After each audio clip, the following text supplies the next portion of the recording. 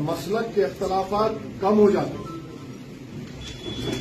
تو آپ جب 5 تاریخ کو ووٹ ڈالنے جائیں گے، میری آپ سے ادباً گزارش ہے آپ تمام سے کہ اس بات پر غور فرمائیے آپ۔ میرا پوری ایمانداری سے میرا ماننا یہ ہے کہ ہمارے وطن عزیز میں مسلمانوں سے انصاف، ناانصافی بولیے، ہمارے حقوق کا تحفظ، ہماری شریعت کی حفاظت اسی وقت ہوگی جب ہم اپنی لیڈرشپ کو پیدا کریں۔ آپ سنیے، 50 سال سے ہم یہ کام نہیں کر پائے، کئی وجوہات ہوئی، اتنا وقت نہیں ہے میرے پاس، مگر یہ ایک الیکشن دلی کا ایسا ہے جہاں سے اگر ہم آپ تمام لوگ متحدہ طور پر، اجتماعی طور پر اگر آپ ایک فیصلہ لیں گے تو یقیناً اس میں پوروں کی کامیابی ہوگی۔ اور اللہ سبحانہ و تعالیٰ سورہ انسان میں آیت نمبر 8 میں کہہ رہا ہے کہ قیدیوں پر، مسکینوں پر، یتیموں پر رحم کرو۔ اگر ہم شفا پر رحم نہیں کریں گے، ان بچوں پر رحم نہیں کریں گے، ان کا کیا قصور ہے؟ وہ تو کوئی باہوبلی نہیں ہے، یہ کوئی باہوبلی تو نہیں ہے کہ کسی کو وہ کر دیے، کسی کو پلاٹ پہ قبضہ کر لیے۔ غلطی کیا ہے؟ پروسیس ایک پنشمنٹ بن گیا ان کے لیے۔ ہم برابر ٹکٹ دیے شفا کو اور طاہر کو، اور یہ سمجھ کر دیے کہ ہمارے پہ الزامات لگے، بولے کوئی پرواہ نہیں۔ ہم ایک پیغام دینا چاہتے تھے کہ اگر آپ ایسا ہی سب کو جیل میں ڈالتے رہیں گے تو پھر گمنام ہو جائیں گے، ہم گمنام نہیں ہونے دیں گے ان لوگوں کو۔ اور جو شخص اس کالے قانون کے خلاف احتجاج کیا، کوئی گناہ نہیں کیا۔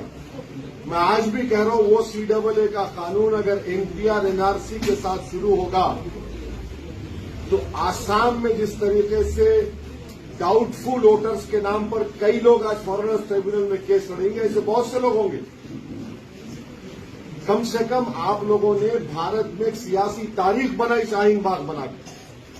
آپ لوگوں سے حوصلہ ملا، کوئی سیاسی پارٹی آپ کو نہیں، آپ لوگ خود اپنے ملی جذبہ بولیے، تڑپ بولیے۔ بس میری آپ سے گزارش ہے کہ وہی تڑپ اور جذبے کو 5 تاریخ کو دکھائیے آپ کریے۔ دیکھیے، دوسری بات یہ کہ چاہے کوئی پولیٹیکل پارٹی ہو، وہ آپ کو ووٹر بن کے دیکھنا چاہتی، سٹیزن وتھ رائٹس نہیں دیکھنا چاہتی آپ کو، کیونکہ جس دن آپ شہری بن جائیں گے حقوق کے ساتھ، جب برابری کی بات ہوگی، جب حصے داری کی بات ہوگی، تو سب لوگ کیا بولیں گے؟ آپ خاموش بیٹھیے۔ ان کا پیغام کیا ہے؟ آپ خاموش بیٹھیے، ہم دیکھ لیں گے۔ کوئی کچھ نہیں دیکھے گا، کوئی نہیں دیکھے گا۔ ہم دیکھ چکے ہیں۔ میں آپ کو بتا رہا ہوں کہ ابھی پارلیمنٹ میں سمویدھان کے اوپر بحث ہوئی۔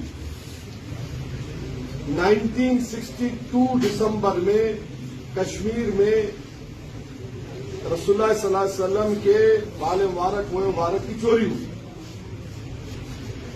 63 جنوری میں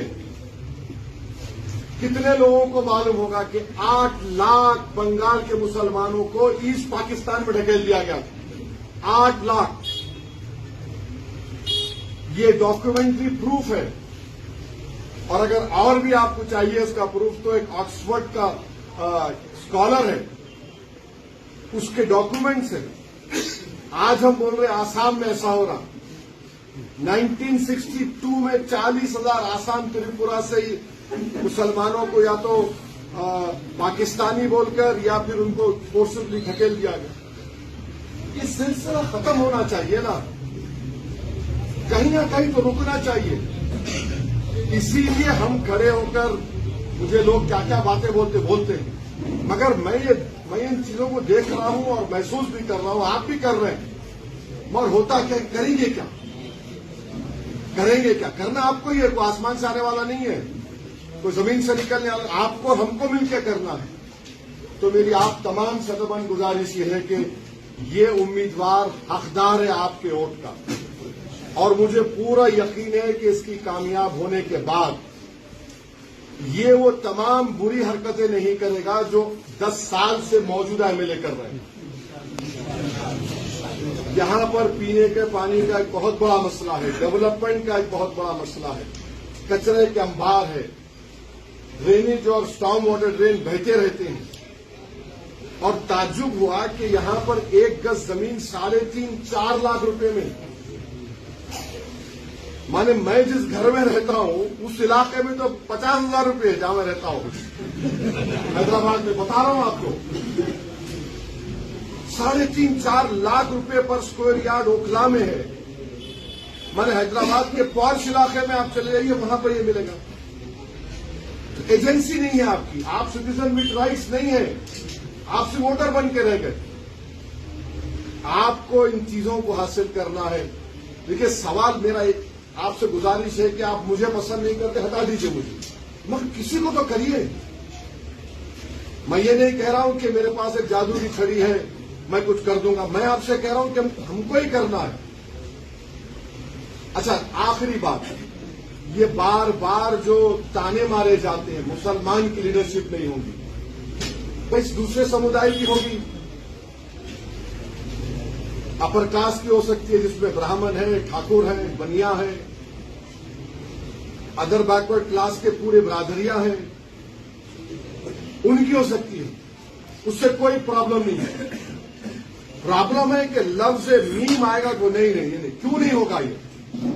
इससे जमहूरियत मजबूत होगी, इससे लोगों में, आइन में, संविधान में भरोसा बढ़ेगा, और हम अपनी बात को जाके रख के लड़ेंगे।